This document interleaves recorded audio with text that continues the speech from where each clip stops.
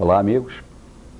Hoje o programa Capital Mística vai entrar num tema bastante polêmico, mas que faz parte da filosofia do programa, que vamos recordar para vocês qual é desmistificar o oculto, o místico, o sobrenatural, o misterioso. Então, independente de credos políticos ou religiosos, nós vamos falar sobre um dos fenômenos da literatura e do cinema modernos, visto que tudo começou há coisa de 2 anos atrás com o livro do americano Dan Brown, O Código da Vinci, e que posteriormente, devido à grande retumbância do que estava escrito no livro em todo o mundo, Hollywood, sempre atenta a temas polêmicos e que possam trazer lucros para a indústria cinematográfica, conseguiu levar para as telas esse thriller de emoção e de suspense. Muito bem. Eu pensei bem em quem eu iria trazer para falar sobre o Código da Vinci. Não podia ser apenas uma pessoa que leu o livro, como também não podia ser uma pessoa que apenas viu o filme. Eu queria ir mais fundo. Meu objetivo, como sempre foi, era de desmistificar o tema. Então, escolhido a dedo, hoje eu tenho meu convidado de honra, que eu tenho o prazer de apresentar a vocês. Seu nome, Jorge Ouro. O que é que ele faz na vida? Ele é um empresário. Trabalha com informática, telecomunicações e é uma pessoa bastante realizada nesse setor. Mas sempre há 2 lados de uma moeda. Nós vimos a cara, a coroa é que há mais de 30 anos que essa pessoa se dedica ao estudo da mística, do ocultismo, da filosofia, e ninguém melhor do que ele para levantar questões que vão nos deixar, no mínimo, curiosos para querer pesquisar mais, ou quem sabe, no mínimo, entre aspas, chocados com as coisas que ele vai dizer. De qualquer maneira, antes de passar a palavra para o Jorge, eu quero que fique bem claro que em momento algum este programa está querendo fazer proselitismo religioso, em momento algum estamos atacando a figura santa de Jesus Cristo ou de seus parentes, e em momento algum nós queremos enfraquecer a fé, que é a condição básica para que qualquer pessoa siga uma determinada religião. O nosso objetivo transcende a fé. Nós queremos apenas mostrar o que a pesquisa histórica e a própria arqueologia tem de fatos sobre esse tema tão apaixonante. Então, sem maiores delongas, Jorge, seja bem-vindo. Muito obrigado. Ao nosso programa. E como já é tradicional, eu gostaria de saber como você se iniciou nesse estudo dessas questões tão fortes e tão profundas. Me conta um pouco da história da tua vida mística. Pois não. Primeiro, obrigado pelo convite, já é uma satisfação estar aqui. E até a gente estávamos conversando há pouco, não é? Que num mundo tão atribulado quanto o de hoje, onde as pessoas não têm tempo para nada, nós podemos sentar e conversar de filosofia, né, desapaixonadamente, sem nenhum interesse, isso não é um encontro, não é um programa, isso é uma celebração. Isso é uma celebração ao espírito humano. Né? Então, é uma honra estar aqui contigo. Agradeço muito. Primeiro é importante, antes de falar como é que nós começamos a estudar, não é? É importante a gente lembrar o seguinte, tem uma máxima do Maharaj de Benares que fala assim: Satyanasti para o Dharma, não existe religião ou não há religião superior à verdade. E religião, não no sentido de religião ocidental ou oriental, como se entende, uma religião de religare, de ligar novamente o homem a quem? A ele mesmo, o homem à divindade. Em algum momento da história humana, o que antes era religião sabedoria, o que antes era ciência e religião, se dissociou. A ciência passou a ver as coisas de uma maneira e a religião passou a ver as coisas de outra maneira, ambas de fora. A visão interna que se tinha, a visão interna que se cultivava do homem em busca de si mesmo, da divindade se descobrindo em cada ser humano para evoluir conscientemente, isso foi perdido. Se criou então o conceito de segredo, secreto, mistério, e aí começaram a surgir todas as escolas filosóficas, ordens secretas, templos, independente de qual seja a linha, para manter reservado aquele segredo que a própria humanidade tinha abrido mão. A humanidade disse, não, isso não é minha prioridade, então tudo bem, deixa de lado isso daqui, nós cuidamos, e você segue a vida enquanto humano. Como isso foi passando, né, durante determinado tempo, assim, e esse determinado tempo é séculos, milênios, dezenas de milênios, centenas de milênios, a coisa tomou um rumo onde a humanidade se viu sem saber qual era a sua origem. Tá, mas de onde que eu vim? Afinal de contas, a coisa tem sentido? Né? Quando se chegou nesse ponto da humanidade começar a se questionar se a coisa tem realmente sentido, esse conhecimento que já era da própria humanidade, mas que estava sendo mantido em separado, ele começou a ser dado para a humanidade em doses homeopáticas. Sempre um povo cada vez.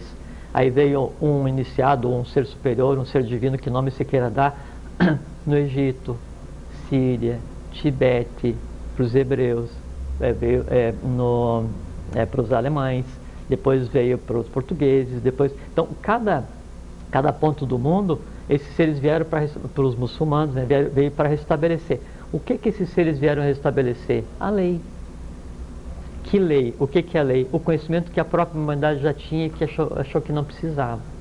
Né? Então, todos esses seres que as religiões chamam de divindade, que as escolas gnósticas chamam de iniciados, adeptos, ou que nome seja, eles têm por única função vir restabelecer a lei.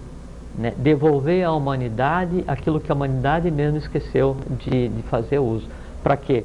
Para que se una novamente de uma única forma essa religião sabedoria. Em se unindo a religião sabedoria, a ciência passa a ser religião, a religião passa a ser ciência. As duas criam uma terceira coisa, que seria uma humanidade divinizada e uma divindade já humanizada. Volta a humanidade, então, para o princípio das coisas, onde não existia o segredo, que na teogonia, né, na tradição antiga, se chama de Satya Yuga, idade do ouro. E o que era a idade do ouro? Simplesmente uma idade, uma época humana, onde a divindade ou o conhecimento absoluto vivia com a humanidade. E essa é a origem das lendas. Entendo. Tá? E voltando àquela pergunta que eu te fiz, de onde veio o teu interesse por todos esses temas tão místicos, ocultos e interessantes, sem dúvida alguma, e principalmente polêmicos? Como é que foi que você começou? Assim, é uma pergunta interessante, né? Talvez essa busca de cada um de nós, ela comece já no berço. O que difere é quanto tempo eu vou demorar para resistir, né? Vou deixar de resistir para seguir o caminho que é o meu caminho. No meu caso, por volta de 13 para 14, 15 anos, já era uma coisa que me interessava muito. E aí, então eu comecei a estudar vários assuntos, né? E fazendo o caminho de qualquer pessoa, como qualquer um, eu fui tentando várias escolas, vários níveis de conhecimento, vários livros, várias culturas, para ver qual que se adaptava, qual que era aquela peça que se encaixava, que era o meu lugar, né? Porque diz assim, tem um adágio que fala assim, o tolo fala, eu sei. O sábio diz, assim eu aprendi. E o mestre diz, assim diz a lei. Então, quanto mais a gente procura, mais a gente sabe que não sabe. E o fato de descobrir que não sabe é a grande procura. Sem dúvida. Meus amigos, vai ser quente esse programa. Nós vamos para os nossos comerciais.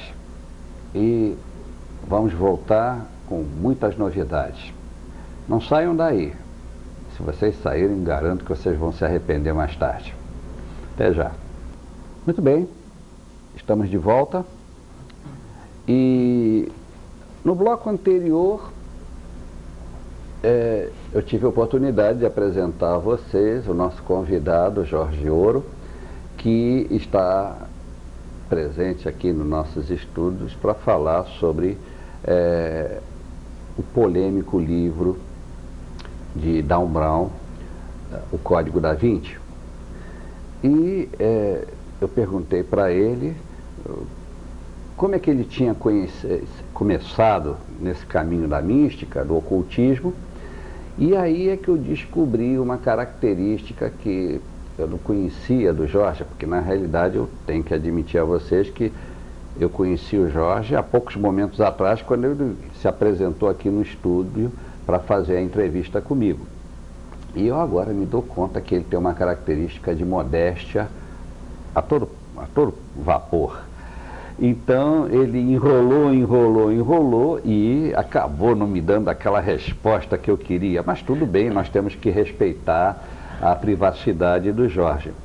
Mas eu, na qualidade de entrevistador, entre aspas, quase um repórter do místico, eu sou obrigado a, de vez em quando, puxar aí a brasa para a sardinha dos telespectadores que naturalmente estão curiosos para saber um pouco mais sobre o Jorge. E se vocês observarem, no peito do Jorge, eu notei, vocês devem estar notando também, há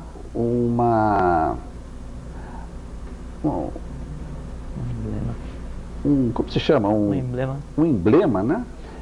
Que me é conhecido, mas talvez vocês ainda não tenham se dado conta disso. É uma flor de lis.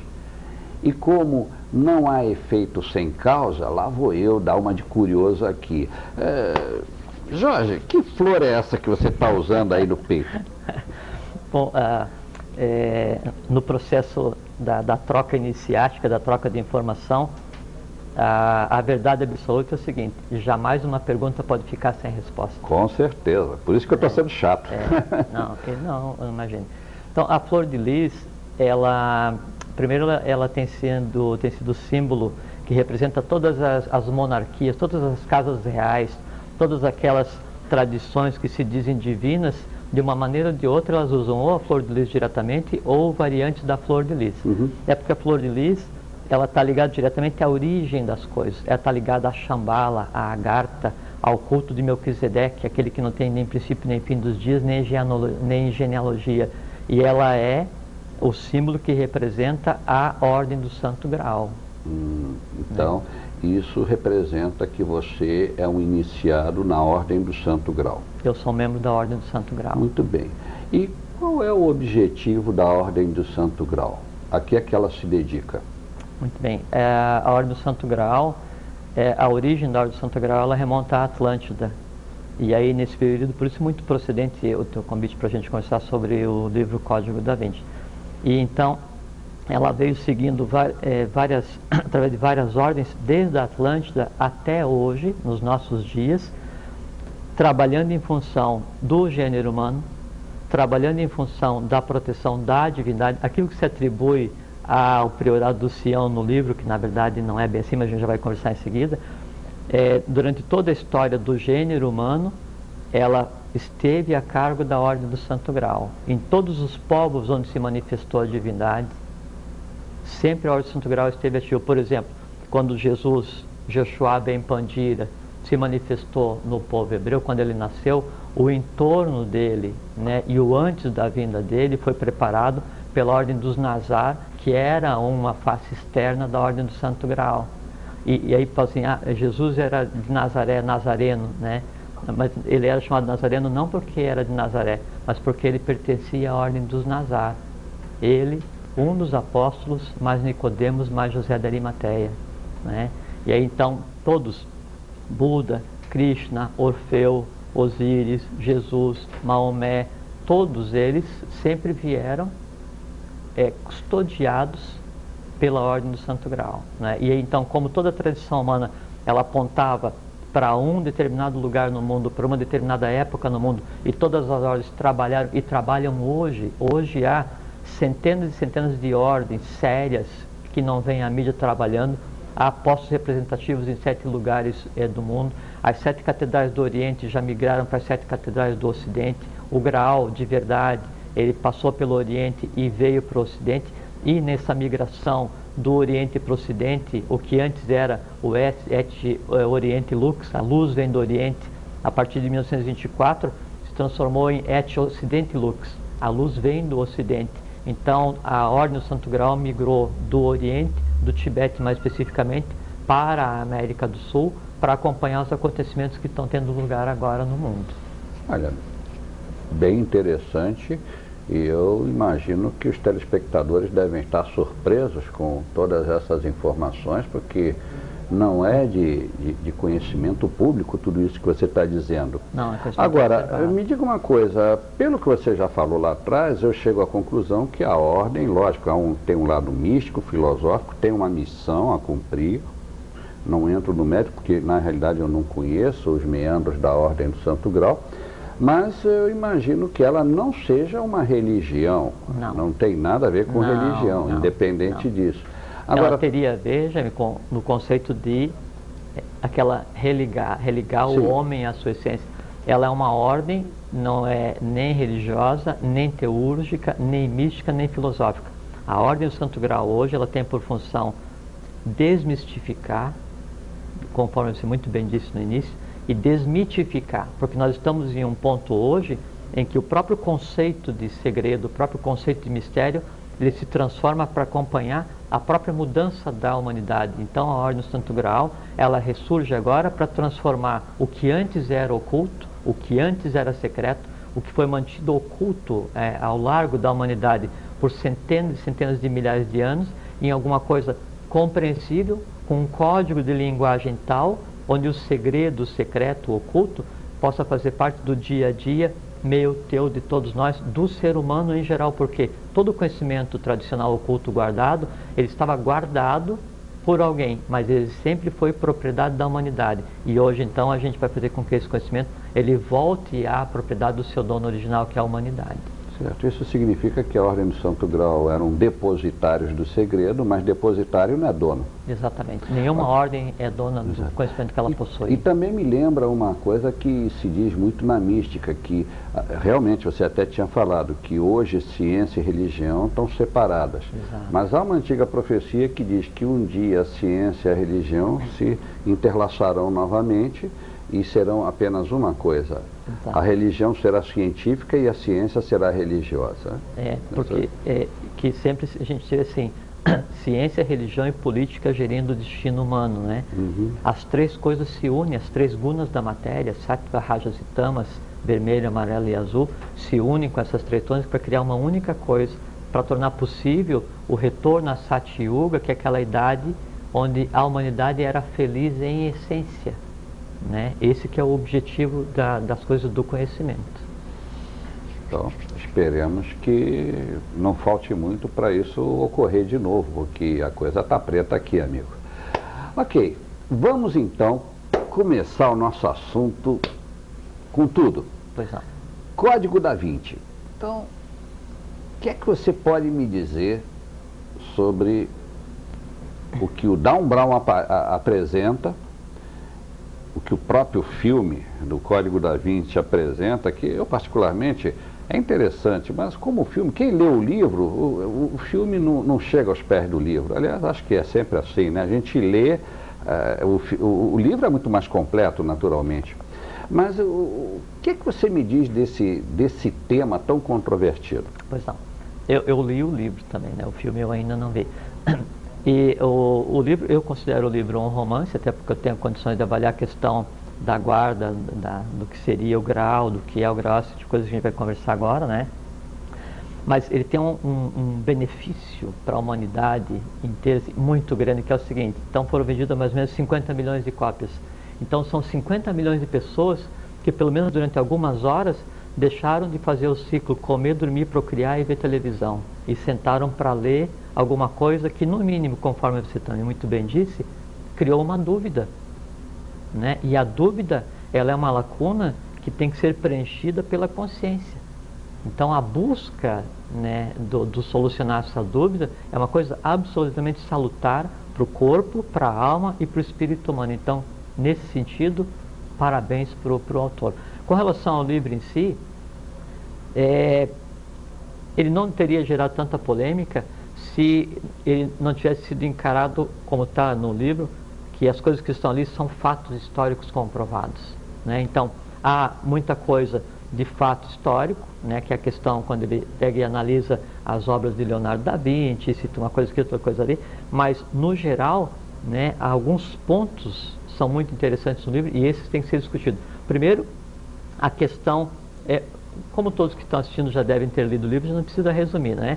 Então, uma coisa que é levantada ali como primeiro ponto é a questão do papel da mulher dentro da Igreja Católica, né? Isso está colocado muito bem porque o livro afirma que Maria Madalena era casada com Jesus, teve um filho, quando ele foi crucificado, ela fugiu para a Europa, foi para o norte da França, ali teve uma filha, né? Aí não está no livro, mas dizem que foi uma filha de nome Sara, né?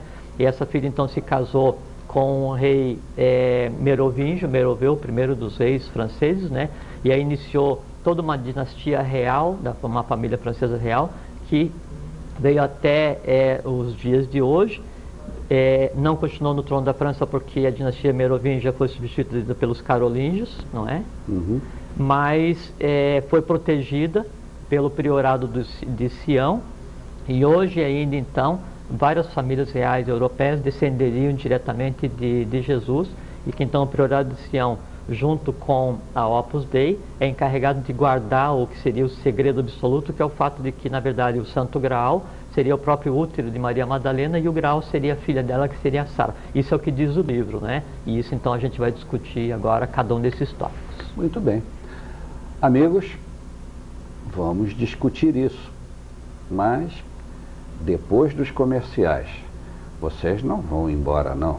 Fiquem aí, porque agora a discussão vai pegar fogo. Muito bem, amigos telespectadores, estamos de volta entrevistando Jorge Ouro, pesquisador místico e ocultista, e o tema é o famoso Código da Vinci. Jorge, continue o seu assunto, porque realmente estou muito interessado. Pois não. Eu vou pegar aqui algumas anotações para a gente seguir aqueles tópicos que nós conversamos, né? Então, no bloco anterior, nós enumeramos os pontos principais do livro do Dan Brown, né? A questão da gênese de Jesus com Maria Madalena, a fuga dela para a Europa, o fato do priorado de Sião, né, ter sido criado para proteger a família real lá em 1099, essa coisa toda, né?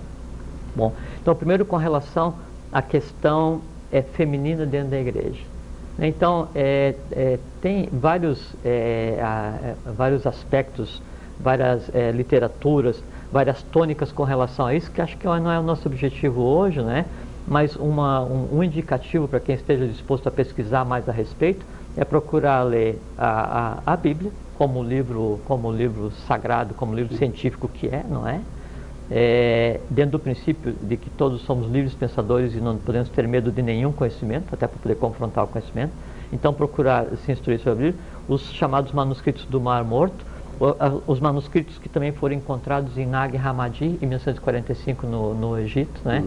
E que vieram à tona só em 76, e desses, até onde gerou essa polêmica, um deles, daí tem o Evangelho de Filipe e tem um que é o Evangelho de Maria Madalena, né? E mais recentemente o Evangelho do Judas. Exatamente. Então procurem se informar, a respeito disso, porque como uma coisa que daí envolve muita questão íntima de cada um com relação à religião e a própria estrutura da igreja, a história da igreja, é uma coisa que não é o nosso foco hoje, não nos compete comentar, tá certo? Então isso é muito simples que cada um consiga ter sua própria opinião a respeito, pesquisando em qualquer fonte. Tá? Essa questão a internet tem, com certeza, já tem isso, né? inclusive traduzido para o português. Mas uma coisa que convém ressaltar é que a questão feminina, né, o mito feminino, né, que é tratado de uma maneira dentro da igreja, é a coisa que acompanha a própria gênese humana. Todas as tradições antigas, né, cultuam e veneram a imagem feminina. Né, chama-se a deusa, né, e aí ela tem vários nomes de acordo com as tradições. Mas o nome da deusa, o nome da expressão humana do amor divino é Alamirá. A-L-L-A-M-I-R-H-A, Alamirá. Então, Alamirá está presente como equilíbrio, da mesma forma que as forças básicas que permitem que a própria matéria exista, né, e que todo mundo fala que é só Kundalini, uma força, mas não, é Forrati, o verde, e Kundalini, que é vermelho, que por coincidência são as cores da Ordem de Maris, que é uma extensão da própria Ordem do Santo Grau, que dá a esses seres. Então essa questão da presença feminina na história da igreja, levantada no livro, é muito fácil de levantar, e é bom porque daí cada um tem a sua própria opinião, se entrelaça com esse conhecimento e começa a ver as coisas como elas são. E como é que as coisas são? As coisas são diferentes para cada um de nós, né? Mas só que daí cada um tem construir sua própria visão, tá bem? A outra questão é com relação ao fato de quando Jesus foi crucificado, então, segundo o livro, Maria Madalena ter fugido para a Europa, para o sul da França, e lá ter tido um filho que ela esperava dela. Dizem as lendas, né, as tradições antigas, que Maria Madalena, junto com alguns, realmente foi para o sul da França, né, e lá se estabeleceu numa localidade chamada Rennes-le-Château, né, que até é a origem dessa questão toda que permeia o livro do Dan Brown e os que o sucederam, né, os que antecederam, e que então ela teve não um filho, mas teve uma filha de nome Sara. Só que essa Sara das lendas antigas dessa região da França, ela é dita como uma serva egípcia e não como filha de Maria Madalena. E que ela andava pelos campos, pelas cidades da França, né, da Europa. A Europa não existia naquela época e nem a França existia, né? Mais tarde passou a existir com os merovingios. Então andava e ela tinha por função curar crianças, né? Ela tinha um dom para curar as crianças, só que há poucas referências com relação a ela e ela sumiu tão celeremente quanto apareceu. Os únicos relatos que tem, logicamente na região de Rennes-le-Château, então tem Castelo de Magdala, de Maria Madalena, porque Magdala ela era filha de um abastado comerciante da época, né? E ela tinha uma irmã, quando o pai dela morreu, ela herdou o Castelo de Magdala, de onde o nome dela, Madalena, né? Maria de Magdala, na verdade. Então, na região do sul da França, tem lá Castelo de Magdala, Torre de Magdala, tem toda uma tradição local. Agora, a bem da verdade, então, tudo que se tem de referência sobre a saída dela para a Europa e o fato dela ter parido uma criança e se as crianças seria filho de Jesus ou não, são esses resquícios históricos, esses resíduos históricos, então não comprováveis. Tá? Se não me falha a memória, apenas para acrescentar mais uma informação, você disse, naquela época não existia a França. Realmente, naquela época, se não me falha a memória, a França era Aquitânia. De início ela era a Gália, né? Tinha a chamada, Sim, a Gália, aquela região da Provence, eles chamavam de Aquitânia. Até houve uma figura histórica, se não me engano, Eleanor de Aquitânia. Sim. Então, que a Gália ela pegava o que é a França hoje, parte da Alemanha, Bélgica e parte de cima da Itália. Depois com os merovingios, que daí eles... mas já vamos falar dos merovingios, que desde que se denominaram como... Com certeza. Então, com relação a essa questão dela ter tido um filho de Jesus ou não, do ponto de vista histórico tem só referências. Do ponto de vista bíblico, é outra questão, né? Se Jesus tinha realmente casado com Maria Madalena ou não, se ela era a apóstola, alguns dizem que ela era a primeira, a preferida, não é? Só que daí entram em discussões, tipo assim, não, mas é que chamava de a preferida, mas é por causa do que o termo grego, na época, também queria dizer companheira e tal. Então, é uma discussão filosófica, semântica com relação a isso, que também acho que não vem ao Sim, caso agora. tudo bem. Se aproxima muito daquela primeira discussão sobre o papel feminino dentro da igreja católica, né? E isso cabe a cada um pesquisar. Claro. Né? O terceiro ponto que é citado no livro é que aí então essa descendente de Maria Madalena e de Jesus, né? E uma outra coisa que é importante é que então é dito que o Santo Graal, né? Ele seria Madalena. E o Graal em si, quer dizer, o resultado disso seria a filha deles, de sangue real. Né? E a gente vai conversar mais à frente, porque a coisa não é exatamente dessa maneira, né? Então, uma outra coisa que é dita no livro, que isso é uma coisa muito importante, porque tem a ver com a própria afirmação da origem divina das monarquias europeias, né? E o que é uma inverdade. Assim, então é dito que a filha de Jesus e Maria Madalena se casou com o primeiro rei dos merovingios, chamado Meroveu. Meroveu, né, na linguagem aramaica, é nascido das águas. Então há uma lenda que diz que uma princesa estava andando na beira do mar, e aí apareceu um ser mítico, metade touro, metade peixe, né, chamado Quinotauro, e aí ele rapta essa princesa, e ela então engravida essa princesa, e dela nasce o primeiro rei merovingio, né, um rei divino, que é o Meroveu. Depois então vem a filha de Maria Madalena e se casa com o Meroveu e tem a origem da dinastia dos merovingios. Só que esse mito do ser aquático e o touro, né, ele também existe para os gregos, para os assírios e para os fenícios, né? Inclusive a própria origem do nome do continente europeu vem disso, onde a Europa era uma princesa que estava na beira do mar, né? E aí então vem um ser também metade touro, metade peixe, que a rapta e a leva, né? E ela nunca mais aparece, então em função disso se dá o nome ao continente, né, de Europa, que era o nome de uma das filhas de um descendente da própria divindade primeira dos gregos. Entendo. Entende? Uma variante disso é que a Europa era filha de Aégeos, alguma coisa assim, de onde veio o nome do mar Egeu. Né? Então todas as tradições antigas iniciam com a família divina, a primeira família, tendo nascido das águas. Aí isso no conceito lá dos ocidentais, Grécia e Europa. Só que se a gente pegar aqui na América do Sul, né, no altiplano boliviano, Manco Cápac e Mamaoclo são tidos também como tendo saído dentro das águas. A conclusão que a gente chega é que todos os caminhos levam a Roma, né? Os nomes mudam, mas a situação é a mesma. É a mesma, e isso daí é que está embutido nisso uma tradição atlântica. O salvo das águas são os sábios, né, os reis. Na época que a Atlântida fundou em 3 pedaços, eles se dirigiram e fundaram daí a mãe da humanidade atual, que é a Índia, o pai da humanidade atual, que é o Egito, povoaram o Brasil por primeiro, que era parte da Atlântida, etc, etc, mas isso é assunto para uma outra conversa. Bom, olha, em seguida discutimos aí a sequência da questão como é que os merovingios se comportaram enquanto dinastia, né? Bom, meus amigos, eu estou chegando à conclusão de que esse assunto vai longe. Só nos falta um bloco para terminar o programa e nós nem arranhamos a casca do ovo. Então, olha, não se preocupem, vamos fazer o seguinte, eu me comprometo com vocês.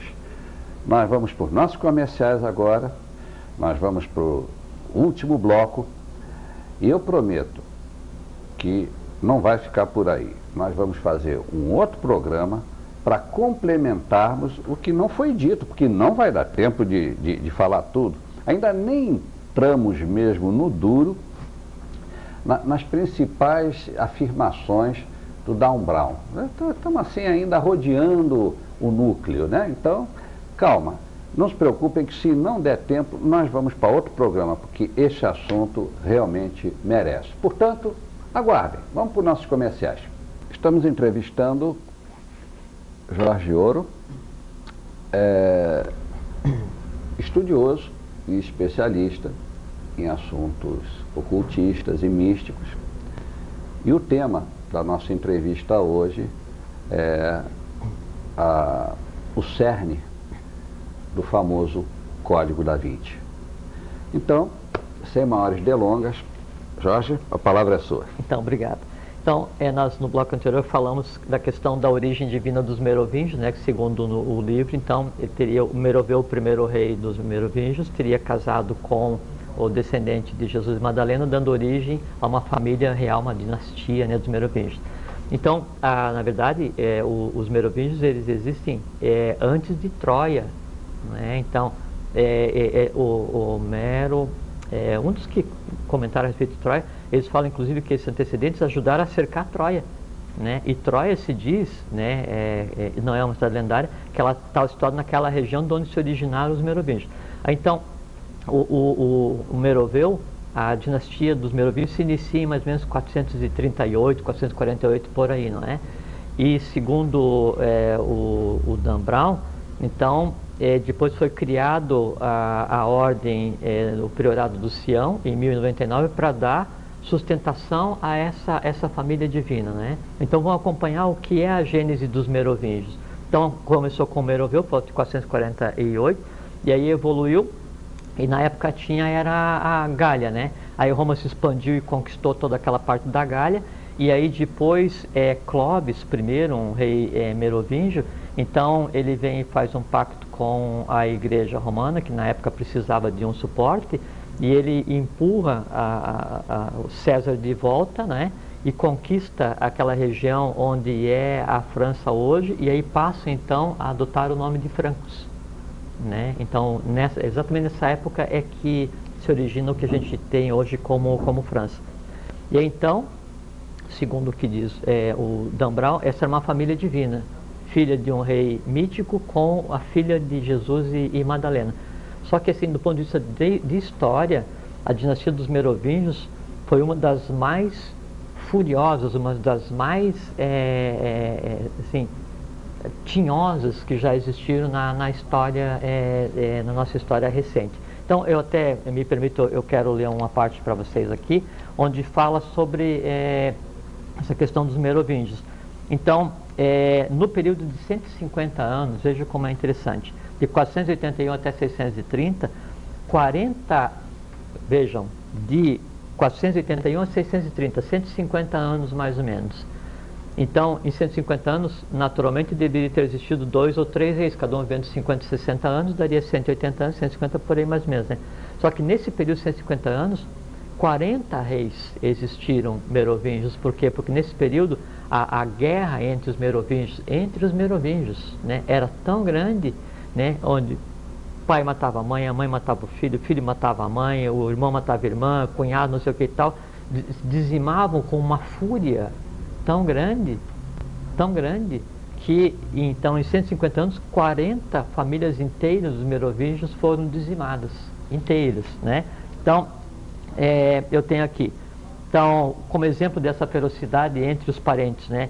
Então, todos eles morriam muito cedo. Então, Clodoveu foi um dos reis merovingios, morreu com 45 anos, Thierry com 55, Gilberto e Clotário com menos 60, Geriberto com 50, Clotário II com 42, Dagoberto com 36 anos, Sigiberto e Clodoveu, reis também, com 21 anos, Clodoveu II com 15, Gilberto com 28, Dagoberto 16 e Thierry de Cheles aos 22.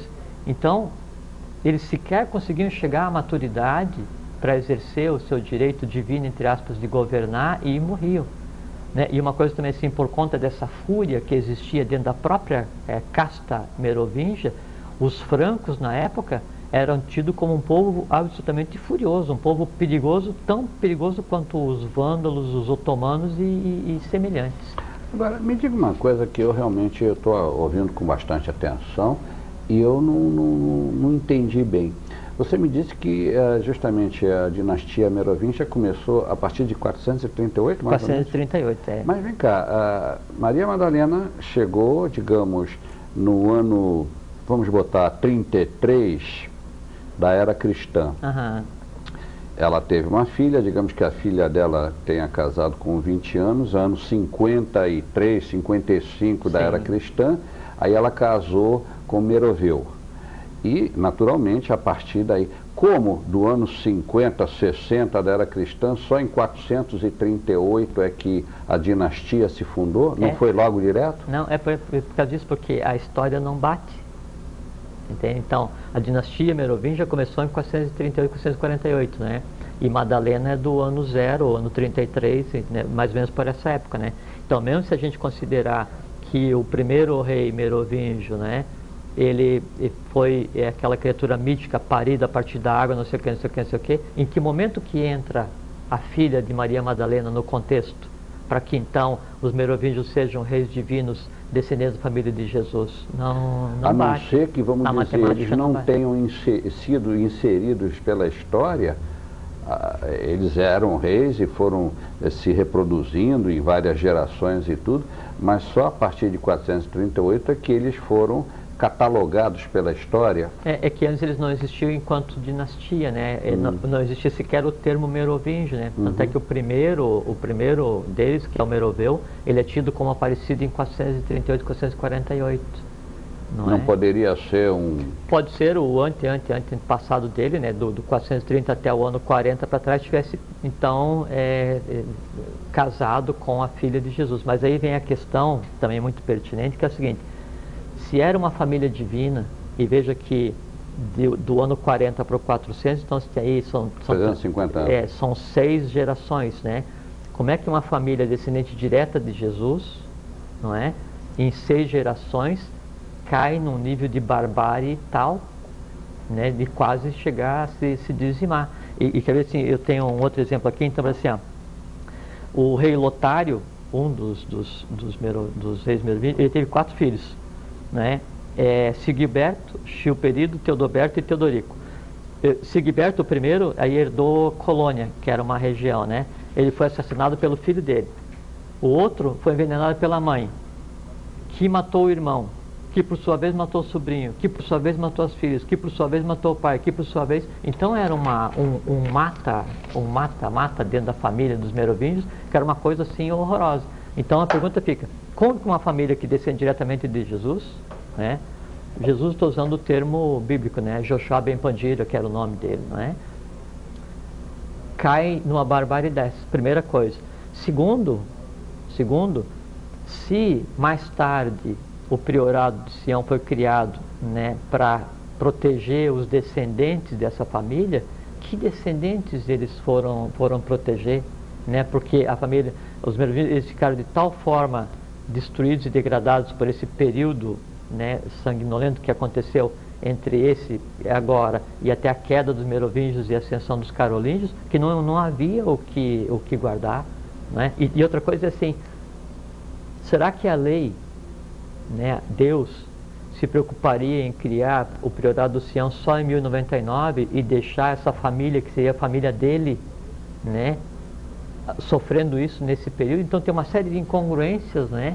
E o objetivo disso é para mostrar, dar argumentos para que vocês pensem a respeito, que então essa afirmação que os merovingios descendem da família de Jesus, ela absolutamente não procede.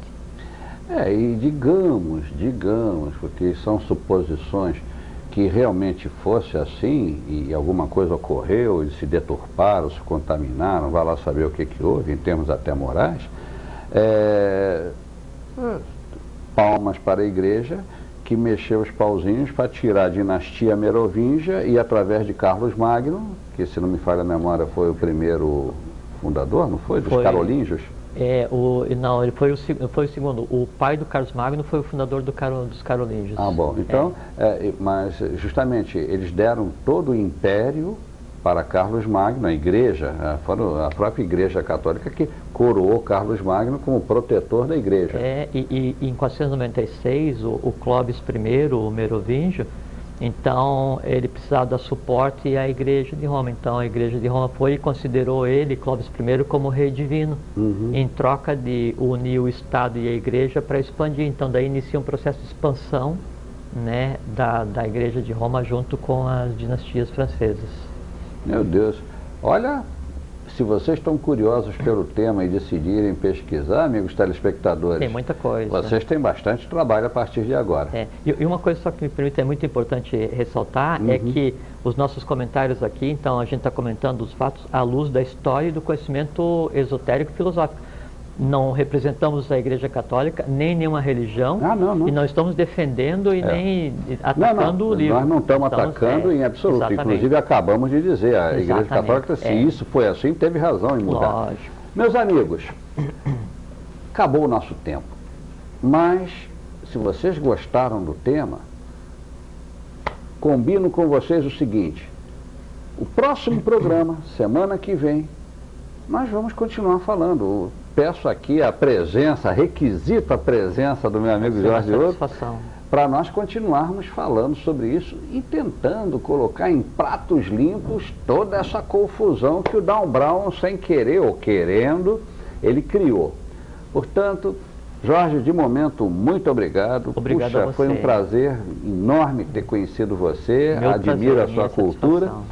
E, amigos telespectadores, semana que vem, não se esqueçam, temos um encontro marcado e o assunto é muito interessante e palpitante.